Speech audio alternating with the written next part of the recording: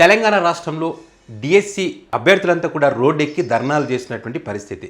So ఈ ధర్నాలకు సంబంధించి రాష్ట్ర ముఖ్యమంత్రి మాట్లాడకూడనటువంటి మాటలు ఈరోజు మాట్లాడుతున్నటువంటి పరిస్థితి ఉంది. గతంలో ఏ ముఖ్యమంత్రి కూడా ఇంత దారుణంగా మాట్లాడలేదు. ఎవరిని ఈ డిఎస్సి అభ్యర్థులకు సంబంధించి కానీ వాటికి సంబంధించి మద్దతు ఇస్తున్నటువంటి వ్యక్తులను కానీ సన్నాసులు, రోడ్డు మీద కూలీ చేసుకున్నటువంటి వ్యక్తులు, రోజువారీ కూలీలు అని చెప్పి ముఖ్యమంత్రి రేవంత్ రెడ్డి తన స్థాయిని మర్చిపోయి మాట్లాడుతున్నటువంటి మాటలు. సో ఇతని మరి రేవంత్ రెడ్డి కాకుండా మరి ఆ పార్టీకి సంబంధించినటువంటి వ్యక్తులు మరి ప్రెస్ మీట్ పెట్టి మాట్లాడుతున్నటువంటి పరిస్థితులు. గతంలో వీరు ప్రతిపక్షంలో ఉన్నప్పుడు ఏ రకంగా మాట్లాడారో మర్చిపోతున్నారు వీళ్ళు.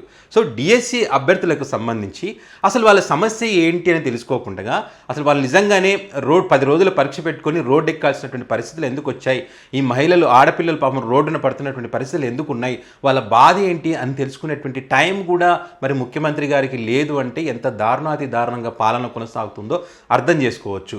ఏదైతే పక్క రాష్ట్ర ముఖ్యమంత్రితో రాష్ట్ర రాజకీయాలు ఇప్పుడు మించిపోయింది ఏం లేదు, అయినా కూడా గంటలు ఆయనతో మాట్లాడడానికి టైం ఉంది. ఆయన వస్తున్న రోజునే మరి డిఎస్సి ఉద్యోగులు ఎంత రోడ్డున ఎక్కి వాళ్ళ హక్కుల గురించి వాళ్ళు మాట్లాడుతూ ఉంటే, మీరు ఇచ్చిన హామీలను నెరవేర్చమని వాళ్ళు అడుగుతూ ఉంటే లాఠీలతో కంచెలేసి బారికేడ్లు పెట్టి పోలీసులు వాళ్ళని కాళ్ళతో తంతు జీప్లలో ఎక్కించుకుపోతున్నటువంటి పరిస్థితులు ఒక పక్క ఉంటే, పక్క రాష్ట్ర ముఖ్యమంత్రి రాష్ట్రంలోకి వస్తే వాళ్ళకు పెద్ద ఎత్తున స్వాగతాలు పలుకుతూ బ్యానర్లు కడుతూ ఆ రకంగా మీరు చేసినటువంటి పరిస్థితి. ఆయనతో మాట్లాడడానికి టైం ఉంది కానీ మరి వీళ్ళతో మాట్లాడడానికి ఎందుకని అంత టైం లేదు మీకు అంటే, మీరు చెప్పిందే నడవాలి, మీరు చెప్పింది నడవకపోతే మీ ఈగో దెబ్బతింటుంది. మీరు గతంలో కేసీఆర్ ఉన్నప్పుడు ఏ రకంగా మాట్లాడారో ఒక నియంతల పాలన చేస్తూ ఉన్నారని చెప్పి అంతకు మించినటువంటి పాలన మీరు చేస్తున్నట్టుగా చాలా క్లియర్గా కళ్ళ కట్టినట్టు కనిపిస్తూ ఉంది. దీనికి సంబంధించి అటు ఓయూ విద్యార్థులు కానీ చాలామంది మద్దతు ఇస్తూ ఉంటే వాళ్ళను కూడా కించపరుస్తున్నటువంటి పరిస్థితి. ఓయూ విద్యార్థుల సంగతి తెలుసా? ఓయూ విద్యార్థులు తెలంగాణ రాష్ట్రం కోసం ఎంత కష్టపడ్డారని విషయాన్ని మర్చిపోయారా మీరు? ఆ ఓయూ విద్యార్థులే కదా మిమ్మల్ని అధికారంలో తీసుకురావడానికి ప్రయత్నం చేసింది. వాళ్ళు ఈరోజు ఏదైతే మీరు చెప్తా ఉన్నారో నిరుద్యోగులు అని చెప్పి, ఈ నిరుద్యోగులే కదా మీకోసం కష్టపడి పనిచేసి మీ ప్రభుత్వం అధికారంలోకి రావాలని కోరుకుంది. వీళ్ళ ఓట్లు వేయడమే కాకుండా ఇంటింటికి తిరిగి ఓట్లు వేయించింది ఈ నిరుద్యోగులు కదా. ఇప్పుడు మీకు గెలిచిన తర్వాత సన్యాసులు అయ్యారు, అప్పుడు మాత్రం మహానుభావులు అయినారు వీళ్ళ తరఫున మీరు మాట్లాడారు కదా గతంలో. సో ఈ రకంగా మీరు కంచెలు లేని ప్రభుత్వం వస్తుంది, మంచి పాలన అందిస్తాం, అరెస్టులు ఉండవు, బూటికాలతో తన్నడాలు ఉండవు అని చెప్పి రకరకాల డైలాగులు ఆ రోజు దంచినారు అధికారులు రాకముందు. మరి ఈరోజు అవన్నీ ఏమైపోయినాయి నీకు? సో ఇప్పుడు నువ్వు కేటీఆర్ని, హరీష్ రావుని మీరు వచ్చి ఆమరణ నిరాదీక్ష చేయమని చెప్తా ఉన్నారు. వాళ్ళ కూతురు వాళ్ళ కొడుకు ఉన్నారు ఇక్కడ ఎగ్జామ్ రాసే దాంట్లో. సామాన్య ప్రజలు, పేద కుటుంబాలకు చెందినటువంటి ప్రజలు ఉన్నారు దీంట్లో. ఆ పిల్లలు ఎగ్జామ్ రాయడం కోసం వాళ్ళు పడుతున్నటువంటి వేదన మీకు చెప్పుకునేటువంటి ప్రయత్నం చేస్తూ ఉన్నారు వీళ్ళు అడుగుతున్న దానికి సమానం చెప్పి నీ రాజకీయం నువ్వు తర్వాత చేయి. నీకు ఇప్పుడు ఎన్నికలకు ముందు డిఎస్సి వాయిదా ఇస్తే ఎవరిని అభ్యర్థులు అభ్యంతరం చెప్పారా? ఎన్నికలు జరగాలని చెప్పి వాళ్ళ బాధ్యత వాళ్ళు నిర్వర్తించి మీరు ఎందుకయ్యా మేము ప్రిపేర్ అయ్యాము, ఇప్పుడు మళ్ళీ గ్యాప్ ఇస్తే మర్చిపోతామని చెప్పి ఎక్కడ అభ్యర్థులు చెప్పారా? లేదు, సవ్యంగా జరగాలని ఎన్నికలకు సపోర్ట్ చేశారు. ఎన్నికలు నువ్వు గెలవడానికి కూడా సపోర్ట్ చేసినటువంటి పరిస్థితులు వీళ్ళంతా కూడా. సో వీళ్ళకు సమస్య వచ్చినప్పుడు, ఈ డిఎస్సి అభ్యర్థులకు సమస్య వచ్చినప్పుడు వాళ్ళకున్న సమస్యలు మీరు వినకుండా కొంచెం ఒక నెల వాయిదా వేయమంటే వేయడానికి మీకు వచ్చినటువంటి బాధ ఏంది? మీరు వేస్తే ఏమైనా నష్టం జరుగుతుందా? రాజకీయంగా మీరు ఏమైనా దెబ్బతింటారా? మీ ముఖ్యమంత్రి పదవి ఏమైనా ఊడిపోతుందా? ఊడిపోదే. ఒక్కసారి పిలిచి మాట్లాడడానికి వచ్చినటువంటి సమస్య ఏముంది? డిఎస్సి అభ్యర్థుల వాళ్ళ బాధలు మీకు అర్థం కావా? వాళ్ళకు ఉన్నటువంటి సిలబస్ నిజంగా టైం సరిపోవట్లేదు సార్ మాకు సిలబస్. ఇప్పుడు కొత్తగా వచ్చినటువంటి సిలబస్ సంబంధించి వాళ్ళు 10 మార్కులకు సంబంధించి మొత్తం చదవాల్సినటువంటి అవసరం ఉంటుంది. ఈ 40 రోజుల కాలంలో మేము చదవలేము. అది రోజుకు 18 గంటలు చదివినా కూడా అది పూర్తి అయ్యేటువంటి అవకాశం లేదని నెత్తి నోరు మొత్తుకుంటున్నటువంటి పరిస్థితి. చాలామంది పెళ్ళైనటువంటి వాళ్ళు ఇక్కడ పిల్లలను చూసుకోవాలి, జాబులు చూసుకోవాలి. మరి దీని ఒక పక్క చదువుకోవాల్సినటువంటి అవసరం ఉంటుంది. ఒక పక్కవి ఇంట్లో మగపిల్లల పరిస్థితి కూడా అదే రకంగా తయారైంది. ఇంట్లో బాధ్యతలు ఉంటాయి, జాబ్ చేయాల్సిన పని ఉంటుంది. ఉదయం జాబ్ చేసి రావాలి, సాయంత్రం వచ్చి రాత్రంతా మళ్ళీ కష్టపడి చదవాల్సినటువంటి పరిస్థితి ఉంది. సో ఈ రకంగా రోజుకి 18 గంటలు, 10 గంటలు, 14 గంటలు చదివినా కూడా అయిపోయినటువంటి సిలబస్ వీళ్ళకు ఉంది. సో మరి వాళ్ళ పరిస్థితి ఏంది? మరి ఇప్పుడు వాళ్ళ జీవితమే పాడేటువంటి పరిస్థితి కదా. వాళ్ళు ఎన్నో ఆశలు పెట్టుకున్నారు కదా. ఈ ప్రైవేట్ ఉద్యోగాలు చేస్తూ ఉన్నారు. మరి జీవితానికి సంబంధించి ఇక్కడ వీళ్ళ జీతాలు, ప్రైవేట్ ఉద్యోగాలు చేయాలి, జీతాలు సంపాదించాలి. అటు వాళ్ళ జీవిత ఆశయం ఏదైతే ఉందో దాన్ని నెరవేర్చుకునేటువంటి క్రమంలో మరి డిఎస్సికి ప్రిపేర్ కావాల్సినటువంటి అవసరం ఉంది. సో ఇవన్నింటిని దృష్టిలో పెట్టుకొని కొంచెం సమయం అడుగుతున్నారు. వాళ్ళు ఏం అడగట్లేదని, ముఖ్యమంత్రి సీట్ ఏం అడగట్లే, వాళ్ళు కేవలం కొంచెం సమయం అని అడుగుతూ ఉన్నారు. ఒక ముఖ్యమంత్రిగా కాకోకుండా ఒక తండ్రిగా, అంటే ఈ డిఎస్సి పరీక్ష రాసేటువంటి ఒక అమ్మాయి తండ్రిగానో, ఒక అబ్బాయి తండ్రిగానో ఒకసారి ఆలోచించాల్సినటువంటి బాధ్యత మీకు లేదా? ఒక తండ్రిగా ఆలోచించాలి. అదే నీ పిల్లలు కనుక ఆ పరిస్థితుల్లో ఉంటే మీరు ఏం చేస్తారనేది ఆలోచన చేసి నిర్ణయం తీసుకోవాలి.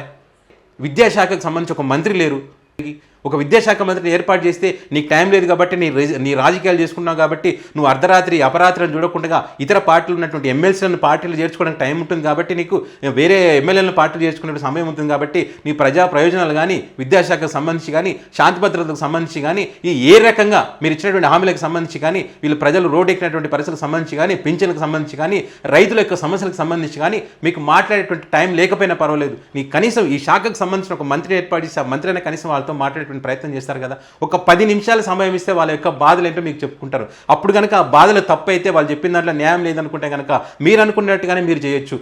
మీ దగ్గర మేధావులు ఉన్నారు, మీద ప్రొఫెసర్ కోదండరామ్ ఉన్నారు, ఆకునూరి మురళి ఉన్నారు, అదేవిధంగా వేరే పార్టీలు ఉన్నటువంటి ఐఏఎస్ ప్రవీణ్ కుమార్ ఉన్నారు, ప్రొఫెసర్ రియాజ్ ఉన్నారు మీ దగ్గర. వీళ్ళందరూ గుర్చిపెట్టాడు కానీ నిజంగానే సిలబస్సు వాళ్ళు చెప్తున్నట్టు సిలబస్ చదువుకోవడానికి టైం లేదా, కుదరదా అని చెప్పి ఒక్కసారి అడగండి వాళ్ళని. వాళ్ళు అడిగితే వాళ్ళు చెప్తారు కదా. వాళ్ళు చెప్పిన దాన్ని బట్టి నిజంగా వాళ్ళు ఏదైనా చెప్తే వాళ్ళు ఇది తప్పు, వాళ్ళ డిమాండ్ తప్పు అనుకునే కనుక ఖచ్చితంగా మీరు అనుకునేది చేయండి. ఎందుకని ఇంత కఠినంగా వ్యవహరించాల్సిన అవసరం ఏమొచ్చింది? ఇందులో ఏం సాధిస్తారు మీరు దీని ద్వారా? పాపం ఏడుస్తూ ఉన్నారు, పరీక్ష రాసే వాళ్ళు చాలా ఏడుస్తూ ఉన్నారు, ఏడుస్తూ వీడియోలు కూడా పెడతా ఉన్నారు. సార్ మమ్మల్ని గుర్తించండి, మేము 10 రోజులు పరీక్ష పెట్టుకొని ఈరోజు రోడ్డు ఎక్కామంటే మమ్మల్ని మీరు తప్పుగా అనకండి, సన్యాసులను తిట్టకండి, మేమే మిమ్మల్ని గెలిపించింది అని వాళ్ళు ఏడుస్తూ ఉన్నారు. కనీసం ఆ ఏడుపులు మీకు వినిపించడం లేదా? 11,000 పోస్టులకు 2,90,000 దగ్గర అభ్యర్థులు ఉన్నటువంటి పరిస్థితి 11,000 పోస్టులకు సంబంధించి. సో మరి మీరు ఇది కాదని ఫస్ట్ టెట్ రాష్ట్రంలో వారికి వదిలేసి మళ్ళీ కొత్తగా టెట్ పెట్టకపోయినా కూడా ఈ సమస్య వచ్చేది కాదు. అప్పుడు టెట్కి ప్రిపేర్ అయినటువంటి వ్యక్తులు పాపం మధ్యలో గ్యాప్ రావడం వల్ల వాళ్ళు చదివిందంతా మర్చిపోయినటువంటి పరిస్థితి, గ్యాప్ వచ్చింది. ఈ జీకే చూసుకోవాలి, కరెంట్ అఫైర్స్ చూసుకోవాలి, ఆ సిలబస్ చూసుకోవాలి, ఎక్కడికి వెళ్ళి గుర్తుంటుంది, వాళ్ళు గుర్తుండేటువంటి పరిస్థితి ఉండదు. ఎందుకంటే వాళ్ళు కేవలం దీని మీద ఉన్నటువంటి వ్యక్తులు కాదు కదా, వాళ్ళ కుటుంబాన్ని చూసుకోవాలి, వాళ్ళ ప్రైవేట్ ఉద్యోగాలు చేసుకునేటువంటి వ్యక్తులు ఉంటారు. సో మళ్ళీ గ్యాప్ వచ్చింది కదా అని చెప్పి వాళ్ళ పనులు వాళ్ళు ఉన్నటువంటి పరిస్థితి, కుటుంబాలను పోషించాలి కాబట్టి ప్రైవేట్ ఉద్యోగాలు చేసినటువంటి వ్యక్తులు. సో ఈ గ్యాప్ వచ్చింది, మళ్ళీ చదవాలంటే మళ్ళీ మొదటి నుంచి ఈ సమయం సరిపోయేటువంటి పరిస్థితి లేదు. కొంతవరకు మొదటిగా టెట్ రాష్ట్రంలో కొంతవరకు ఉపయోగం ఉండొచ్చు, కానీ ఇప్పుడు మొన్న టెట్ రాష్ట్రంలో పరిస్థితి ఏంది, వాళ్ళ పరిస్థితి ఇంకా దారుణం. ఆ టెట్ ఎగ్జామ్ రాసిన వాటికి ఆ రిజల్ట్ వచ్చిన దానికి కంపేర్ చేస్తే ఈరోజు ఈ డిఎస్సి పరీక్ష డేట్కి సంబంధించి చూస్తే కనుక చాలా తక్కువ, 40 రోజుల టైం కూడా లేదు. ఈ 40 రోజుల టైంలో ఎంతని చదువుతారు వాళ్ళు? 24 గంటలు చదివినా కూడా అయిపోయినటువంటి పరిస్థితి. సో ఇన్ని సమస్యలు ఉన్నాయి ఇక్కడ డిఎస్సికి సంబంధించి. వాళ్ళ సమస్యలు, వాళ్ళ బాధలు గుర్తించకుండా కేవలం ఒకే ఒక్క మాటతో సన్యాసులు అని తిట్టడం ద్వారా ఏం సాధిస్తారు సార్ మీరు? ఉస్మానియా యూనివర్సిటీ అయితే తరిమి కొడుతున్న పరిస్థితి, జర్నలిస్టులను కూడా గల్లబట్టి లాగుతున్నటువంటి పరిస్థితి, పోలీసులు ఆడపిల్లలను చూడకుండా రోడ్డు మీద ఈడుస్తున్నటువంటి పరిస్థితి. మొన్న తీసుకుపోయే లైట్లు లేవు, బాత్రూమ్ లేవు, ఏం లేకుండా అక్కడ తీసుకుపోయి అందరినీ నైట్ అక్కడ కూర్చోబెట్టినటువంటి పరిస్థితి. గతంలో ఉందా ఇది? గతంలో లేదే ఇది. ఈ రకంగా ఏరి కోరి తీసుకుంటే ఎగిరెగిరి తంతున్నాడని చెప్పి వాళ్ళు విద్యార్థులు మిమ్మల్ని తిడుతున్నటువంటి పరిస్థితులు.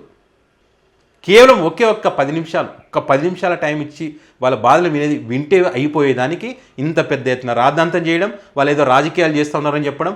ప్రతిపక్షం ఉన్నదే ప్రజల తరఫున మాట్లాడడానికి సార్, వాళ్ళు మాట్లాడతారు. మీరు కరెక్ట్గా ఉంటే వాళ్ళు మాట్లాడడానికి అవకాశం ఎక్కడ ఉంటుంది? వీళ్ళ తరఫున వాళ్ళు మాట్లాడాలి, తప్పదు. మీరు మాట్లాడలేదా గతంలో? ఇప్పుడు నీటికి సంబంధించి రాహుల్ గాంధీ గారు మాట్లాడట్లేదా పైన? అది తప్ప? మొన్న రోడ్డు మీద పోతుంటే ధర్నా చేస్తున్నప్పుడు కామన్ మ్యాన్స్ని భార్యాభర్తలను కూడా అరెస్ట్ చేసిన పరిస్థితి పోలీసులు. నేను ఉట్టికి వచ్చినారా దేవుడు అని మొక్కితే కూడా వదిలిపెట్టినటువంటి పరిస్థితి. అభ్యర్థులు అయితే పాపం కాలు మొక్కుతున్నారు, పోలీసులు కాలు మొక్కుతున్నారు. సార్ మా బాధ మీకు అర్థం కావట్లేదు, ఒక తండ్రిగా మీరు మా బాధను అర్థం చేసుకుని చెప్పి కాలు మొక్కిన పరిస్థితులు కూడా మనం తెలంగాణ రాష్ట్రంలో చూస్తూ ఉన్నాం. మీ రాజకీయం మీరు ఏమైనా చేసుకోండి, మీ సీటుని కాపాడుకోవడానికి మీరు ఏమైనా, మీ మంత్రులు చెప్తా ఉన్నారు మా సుస్థిరమైనటువంటి ప్రభుత్వం ఏర్పడడానికి కావాల్సినటువంటి ఎమ్మెల్యేలు వచ్చేదాకా ఈ చేరికలు ఉంటాయి, తర్వాత అక్కడితో పుల్ స్టాప్ పెడతాం, గేట్లు వేస్తామని చెప్తా ఉన్నారు. ప్రతి ఎమ్మెల్యేకు నియోజకవర్గాలలో వినతి పత్రాలు ఇస్తూ ఉన్నారు ఈ అభ్యర్థులు. అయ్యా మా పరిస్థితులు ఇది కనీసం మీరైనా చెప్పండి అని చెప్పి. గతంలో మీరే చెప్తే ముఖ్యమంత్రిని కలవాలంటే చాలా ఇబ్బందికరమైన పరిస్థితులు ఉన్నాయి, మంత్రులు కూడా సీఎం కేసీఆర్ని కలవలేని పరిస్థితులు అని చెప్పి మీరే అప్పుడు దుమ్మెత్తి పోసిన పరిస్థితులు గతంలో. మరి మీరే మీ ఎమ్మెల్యేలను కలిసి వాళ్ళు ఏం చెప్తున్నారు నియోజకవర్గాల పరిస్థితిని కనీసం అడిగి తెలుసుకోండి. వాళ్ళనైనా ఈ అభ్యర్థులను పక్కన వాళ్ళనైనా అడగండి. మరి ఇప్పుడు ఈ మేధావులు అంతా ఏమైపోయారు? ప్రొఫెసర్ కోదండరామ్ గారు టైం ఇవ్వట్లేదని చెప్తున్నారని చెప్పి ఒక వార్త ఒక చెక్కలు కొడతా ఉంది, ఆయన టైం ఇవ్వట్లేదని చెప్పి. ఆకునూరి మురళి గారు ఎక్కడున్నారో తెలియదు ఇప్పుడు. తీన్మార్ మల్లన్న అప్పుడు గతంలో ఏ చిన్న సమస్య వచ్చినా డిబేట్లు, తన యూట్యూబ్ ఛానల్లో డిబేట్లు పెట్టి మరీ ప్రజల యొక్క సమస్యలను తీర్చినటువంటి తీన్మార్ మల్లన్న ఏమైపోయాడో తెలియదు. సేవ్ జర్నలిజం చేస్తా ఉన్నా అని చెప్పేటువంటి ఒక వ్యక్తి, ఒక మహానుభావుడు, దుమ్మెత్తి ప్రతిదానికి ఊగిపోతూ ఇట్లా చెప్పేటువంటి వ్యక్తి ఏమైపోయినాడో తెలియదు ఇప్పుడు ఈ సమస్యల మీద. ఒక్క పత్రిక కానీ తెలంగాణ రాష్ట్రంలో ఉన్నటువంటి ఒక పత్రిక కానీ, ఒక మెయిన్ మీడియా కానీ, ఒక ఛానల్ కానీ ఈ సమస్యల గురించి వీటి గురించి ఎవ్వరు కూడా చూపించినటువంటి పరిస్థితి. ఇంత దారుణాతి దారుణంగా ఉన్నారు. వాళ్ళ గోడు, వాళ్ళ బాధ ఏ పత్రికలో లేదు. ఎవ్వరు కూడా వీటిని వేసే ధైర్యం చేయట్లేదు. వీళ్ళ బాధలు చెప్పేటువంటి ధైర్యం చేయట్లేదు. ఎందుకని అర్థం కాదు. మీ ప్రభుత్వం వచ్చి సంవత్సరం కూడా కాకముందే ఇలాంటి పరిస్థితులు వస్తాయని చెప్పి ఎవరు కూడా ఊహించలేదు. కనీసం ఇప్పటికైనా మించిపోయింది ఏం లేదు. ఈగోని పక్కన పెట్టి ఒక తండ్రిగా, ఆ పిల్లల తండ్రిగా మీరు ఒక్కసారి ఆలోచించి ఒక్క నెల సమయం వాళ్ళకి ఇస్తే వాళ్ళు చదువుకోవడానికి టైం ఉంటుంది. పాపం వాళ్ళ జీవిత ఆశయం ఏదైతే ఉందో అది నెరవేరడానికి అవకాశం ఉంటుంది. ఎందుకంటే వాళ్ళకి చాలా ప్రెజర్స్ ఉన్నాయి. సమాజంతో పాటు, ఇంట్లో తల్లిదండ్రులతో పాటు, సమాజంతో పాటు అన్ని రకాల ఆర్థికంగా, మానసికంగా, శారీరకంగా అలసిపోయి ఉన్నారు సార్ డిఎస్సి అభ్యర్థులు. పాపం వాళ్ళ బాధను గుర్తించండి, వాళ్ళ ఆవేదనను గుర్తించండి. మీ రాజకీయం కాదు ఇక్కడ చేయాల్సింది. ఇక బీజేపీ పార్టీ అయితే వీటి గురించి ఊసేలేదు. వచ్చే రానున్న రోజుల్లో మా ప్రభుత్వం వస్తుందని చెప్పి బీజేపీ పార్టీ డబుల్ ఇంజన్ సర్కార్ అని చెప్తా ఉంది. కానీ ఎక్కడ కూడా దీని గురించి మాట్లాడేటువంటి పరిస్థితి లేదు. మొన్న 8 సీట్లు ఇచ్చారు కదా సార్ బీజేపీకి మీకు తెలంగాణ రాష్ట్రంలో. మరి ఎందుకని వీళ్ళ బాధలు మీకు తెలియదా? వీళ్ళ బాధలు మీకు అర్థం కావా? మీ పార్టీ లీడర్లందరూ వెళ్ళి ముఖ్యమంత్రిని కలిసి అపాయింట్మెంట్ తీసుకొని, అయ్యా బాబు ఈ సమస్యలు ఉన్నాయంటే వాళ్ళవి తీర్చండి అని చెప్పి మీరే ఆయనకు చెప్పి ప్రయత్నం చేయండి. డిఎస్సి అభ్యర్థులకు సంబంధించి వాళ్ళ ఆవేదన, వాళ్ళ నిజమైనటువంటి డిమాండే ప్రతి ఒక్కరు కూడా అర్థం చేసుకోవాలి. వాళ్ళకి సపోర్ట్ చేయాల్సినటువంటి అవసరం అయితే ఉంది. సో చూద్దాం ఏం జరుగుతుందో.